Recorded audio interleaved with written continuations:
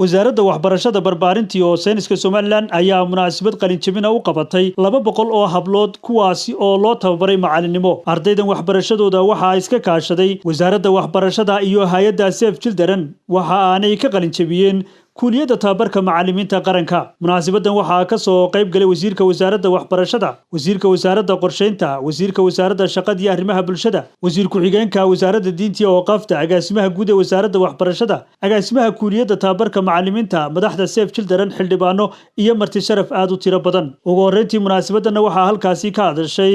agaasimaha kuuliyada tababarka macallimiinta Marwar Raxma Cabdirasaaq Cabdinaasir Sahal oo ka socday hay'adda Save Children xildhibaano iyo marti sharaf aad u tiro badan ugu horeyn Ilaahay baa mahadle inoo suurta galiyay xafladan quruxda badan leh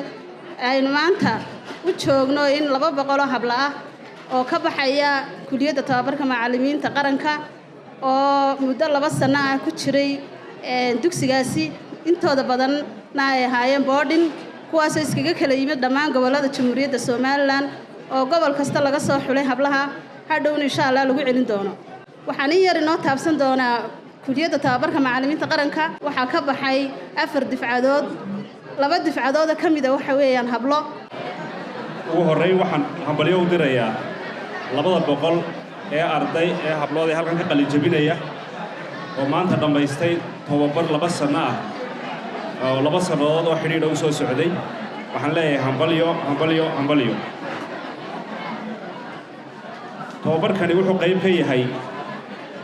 mashruuca ballaaran ee la yiraahdo Global Partnership for Education oo hay'adda Save Children iyo wasaaradda waxbarashada iska kaashadaan isla markaana uu lacagteeda bixiyo Global Partnership for Education gabdhaha qalin jabinaya waxaan u dirayaa hambalyo iyo bogaadin qalbi furan geestooda halkaasi ka hadashay xubin ku hadlaysay ardayda ka soo baxday kuuliyada tababarka macallimiinta horaysiya dambaysa waxa mahad iska leh Allah subhanahu wa ta'ala isku keenay madashan quruxda badan ee in badan aan sugaynay marti sharafka waalidiinta ardayda qof kasta waxaan ku salaamayaa mansabkiisa iyo maamuuskiisa geestooda waxa halkaasi ka hadlay wasiirka wasaaradda waxbarashada barbaarinta iyo sayniska Soomaaliland wasiirka wasaaradda qorsheynta wasiirka wasaaradda shaqada iyo arrimaha bulshada wasiir ku xigeenka wasaaradda diinta iyo waqafta iyo agaasimaha guud ee wasaaradda waxbarashada barbaarinta iyo sayniska waxaanay u hambalyeeyeen ardayda ka soo baxday kuuliyada tababarka macallimiinta waa hambalyeynayna hablaha qiimaha badan ee soo dhabaradaygay kuuliyada soo saartay yana waa hambalyeynayna waxaan hambalyo wax weyn baa qabateen inta badan hablaheenu waxay ku haraan waxbarashada dugsiga hoose markay bilaabaan KG dugsi hoose dugsi dhexe laakiin waxaan rajaynayaa inaad noqon doontaan macallimiin wax ka dhiga dugsiyada sare ilaa heer jaamacadeed insha Allah biidnillaahi kariim wanaagsan waxa la idinku aaminayaa qofka bini'aadamka markuu ugu jecel yahay oo ilmaha la dhalaya gacantiinu waa gacan looga baahan yahay aamin noqoto macallinku waa waalidka labaad waxa uu soo baray waalidku mooyaane inta kale waxa laga rabaa macallinka garan karasaan duruufaha ku xiran dalkeena waad garan karasaan duruufaha ku xiran wasaaradda waxbarashada barbaarinta iyo sayniska laakiin waxaan ku dadaalanaa inaanay gabdhahaasi noqon kuwa aqoontii ay ku soo barteen ku hongooba ama ka tiiraayooda ay noqdaan kuwa iyaguna waxtar ka helaa kuwa ka dambeena ku dayasho mudan ay ka qaataan haddii la yidhaahdo farxad bay noo tahay wasaarad ahaan faan bay noo tahay inaan idinku faano